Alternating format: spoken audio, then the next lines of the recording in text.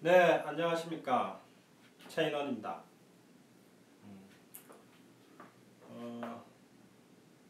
이번에는 EFT로 누구나 소울메이트를 만날 수 있다 라는 주제로 제목으로 설명을 드리겠습니다. 이번 주제는 EFT로 누구나 소울메이트를 만날 수 있다. 이번 내용이 좀 길기 때문에 1부, 2부, 3부, 4부 이렇게 4부에 걸쳐서 설명을 드리도록 하겠습니다. 이번 방송에서는 EFT와 확언으로 소울메이트를 만나는 법에 대해서 설명을 드릴까 합니다. EFT와 확언을 연애와 결혼에 활용할 수 있다는 사실을 잘 모르시는 분들이 많습니다. 오늘은 EFT와 확언으로 원하는 사랑을 찾아서 만나서 잡는 방법까지 알려드릴까 합니다. 내용이 제법 길기 때문에 연재 형식으로 4부에 걸쳐서 올리도록 하겠습니다. 오늘이 그 첫 번째 시간입니다. 먼저 서론으로 잠깐 설명을 드릴까 합니다. 부부관계 문제나 연인관계 문제로 많은 사람들이 저에게 찾아옵니다. 악화된 부부관계 때문에 이혼 위기에 처해서 부부가 함께 찾아오기도 하고 이른바 나쁜 남자들에게만 눈이 꽂혀서 이런 자신에게 넌덜머리가 나서 찾아오는 젊은 아가씨도 있고, 좋은 남자 다 놓치고 곁에 있던 만만한 남자와 결혼해서 실망과 좌절과 우울감에 찾아온 새댁도 있고, 30년 동안 폭력 남편에게 시달리면서 온 몸과 마음에 골병이 들어서 찾아온 주부도 있습니다. 집신도 짝이 있다는데 왜 많은 사람들이 짝을 찾기가 왜 이렇게 힘든 것일까요? 게다가 실제로 맺어져도 왜 이렇게 괴로운 사이로만 맺어질까요? 저의 경험에 의하면 많은 사람들이 이런 일이 벌어지면 기껏 하는 일이라고는 점을 보거나 아니면 사주를 보거나 부적을 쓰거나 아니면 그냥 주저앉아서 팔자탐만 하곤 합니다. 그런데 안타깝게도 실제로는 이런 행복한 관계를 막는 장애물은 단지 그 사람들의 내면, 즉 무의식에 있다는 것을 안타깝게도 잘 모릅니다. 그래서 일단 이런 장애물을 알아차리고 치울 수만 있다면 정말 황홀한 연애생활과 부부생활을 경험할 수 있다는 것도 안타깝게도 잘 모릅니다. 물론 이런 무의식의 장애물을 확인해서 지우고 긍정적으로 바꾸는데 확언과 EFT가 엄청난 도움을 줄 수 있습니다. 많은 이들이 끝없이 사랑을 찾아서 헤매지만 마침내 좌절하거나 실패합니다. 일부는 사랑을 찾는 것 자체가 너무나 힘들고 어렵고, 다른 일부는 찾았지만 서로 상처만 주는 관계를 반복하기 일쑤입니다. 왜 이렇게 사랑을 찾고 사랑을 하는 것이 힘들고 어려울까요? 우선 제가 상담하면서 이제 경험한 바로는 힘든 사랑에는 다음과 같은 3가지 패턴이 있습니다. 첫째, 너무나 잘못된 사랑과 사람에 이끌린다. 둘째, 내가 좋아할 만한 사람을 잘 모른다. 셋째, 좋은 사람이 있어도 잡지 못한다. 다시 한번 말씀드리겠습니다. 첫째, 너무나 잘못된 사랑과 사람에게 이끌린다. 둘째, 내가 좋아할 만한 사람을 잘 모른다. 셋째, 좋은 사람이 있어도 잡지 못한다. 그래서 이것을 뒤집으면 반대로 좋은 사랑을 하는 법이 됩니다. 자, 그럼 한번 뒤집어 보겠습니다.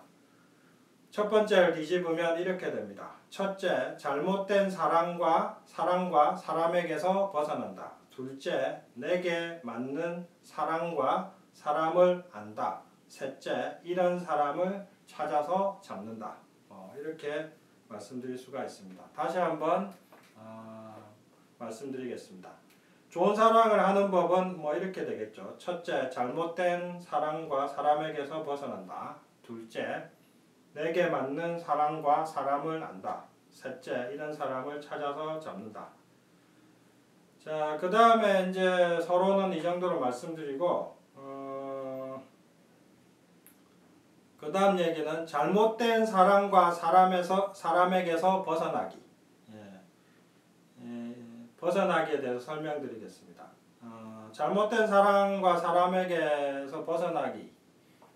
잘못된 사람과 사람에게 자꾸 이끌리는 경우가 특히 이제 부모와 비슷한 유형에게 자꾸 이끌릴 때가 있습니다. 이게 이제 잘못된 사람과 사람에게서 벗어나는 가장 첫 번째 유형인데요. 설명을 드리겠습니다. 우리가 잘못된 사람에게 이끌리게 될 때 그 대가는 너무 큽니다. 일단 시간과 노력이 낭비되고 관계 자체가 엄청난 고통이 됩니다. 때때로 이런 관계는 헤어날 수 없는 중독과 같아서 새로운 좋은 사람을 찾거나 만날 기회도 날리게 만듭니다.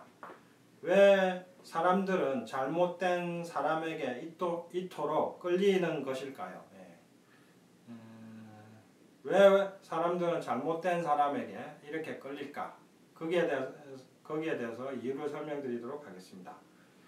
우리들은 자라면서 부모의 성격 특징에 따라서 좋건 나쁘건 간에 미래의 배우자 또는 연인상을 만들게 됩니다.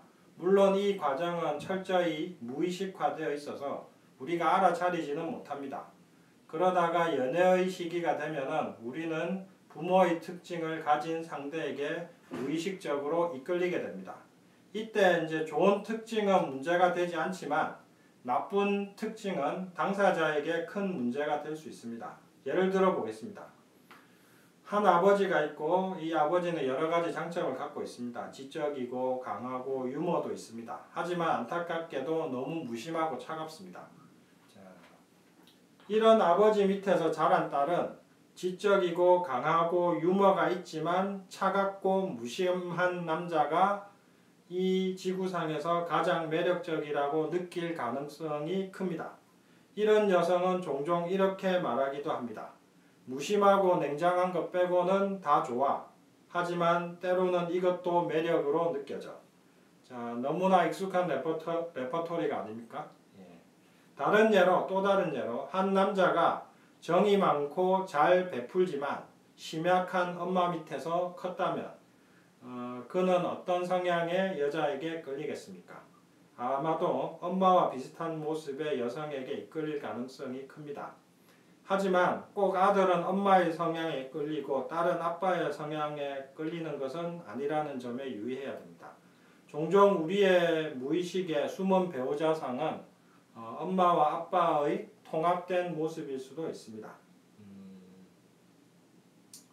일단 오늘 첫 번째 시간에는 이 정도까지 설명을 드리고요. 하여튼 오늘 한 것을 다시 설명드리면은 우리는 잘못된 사람과 사람에게 많이 이끌리게 되는데 특히 지금 말씀드린 것은 부모와 비슷한 유형에게 자꾸 끌리게 되는 경우가 많고 근데 그 부모가 가진 단점을 똑같이 가진 배우자 유형에게 이끌리게 된다 이거죠. 그러니까 어렸을 때 무심한 부모님 밑에서 컸다면 자기도 무심한 배우자나 연인을 만나게 되기 쉽다 이거죠. 오히려 그걸 매력으로 느껴서 그렇게 만나서 이끌려서 만나다가 오히려 그것 때문에 또 상처받고 당신은 왜 이렇게 무심하냐 이런 식으로 된다는 거죠. 그래서 오늘은 EFT로 누구나 소울메이트를 만날 수 있다 라는 주제로 첫 번째 시간이고요. 다음 시간에 다시 이어서 설명드리도록 하겠습니다. 자, 오늘 여기까지 봐주셔서 대단히 감사하고요. 다음 주제에 이어서 다시 설명드리도록 하겠습니다. 안녕히 계십시오. 감사합니다.